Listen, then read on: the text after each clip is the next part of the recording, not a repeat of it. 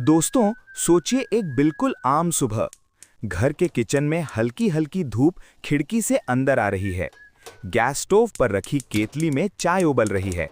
आप बस एक छोटा सा नॉब घुमाते हैं और तुरंत एक नीली सी लौ जल उठती है।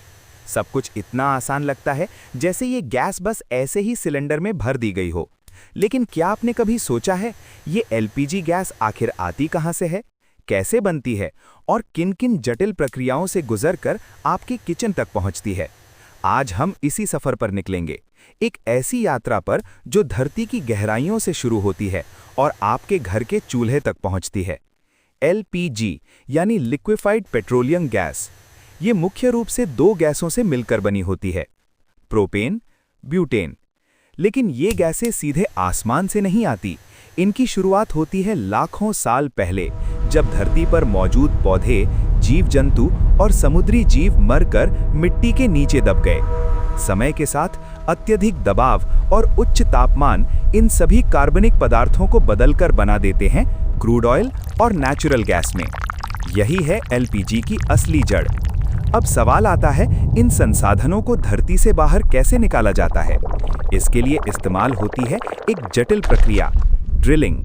जमीन में हजारों फीट गहरे छेद किए जाते हैं। विशेष मशीनों की मदद से इन छेदों को ऑयल वेल्स कहा जाता है। जब ये कुएं सही जगह तक पहुंच जाते हैं तो अंदर से निकलने लगते हैं कच्चा तेल और प्राकृतिक गैस। नेचुरल गैस से एलपीजी निकालने की प्रक्रिया बहुत रोचक होती है। नेचुरल गैस में कई तरह की गैसें होती हैं, मीथेन, ईथेन, प्रोपेन, ब्यूटेन।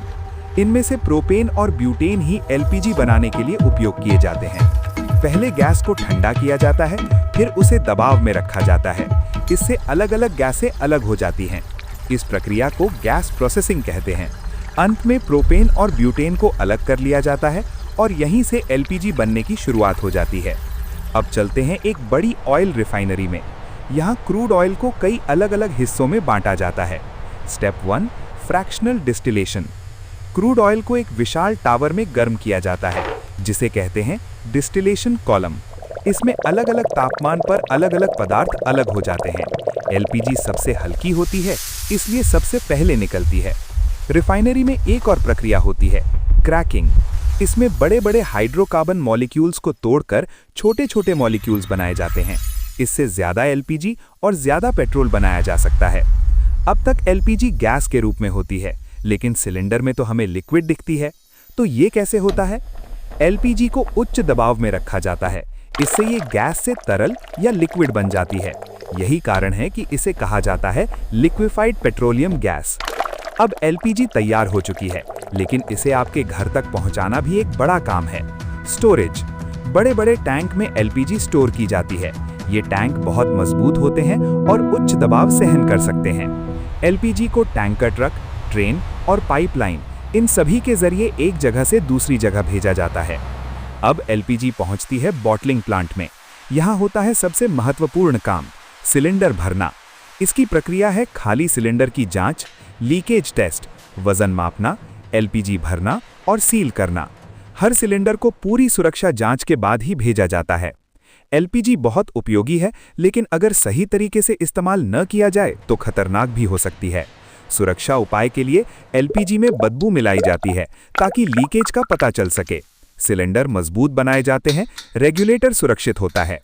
अब सिलेंडर ट्रक में लोड होकर निकलता है शहरों में, गांवों में, हर घर तक, और आखिरकार वही सिलेंडर आपके किचन में आकर पहुंचता है, जहां आप सिर्फ एक नॉब घुमाते हैं और गैस जल उठती है। एलपीजी का इस्तेमाल इतना ज्यादा क्यों होता है? इसके कई कारण हैं। जल्दी जलती है, ज्यादा गर्मी देती है, धुआं कम होता है, साफ ईंधन है, इसीलिए इसे कहा जाता है क्लीन फ्यूल।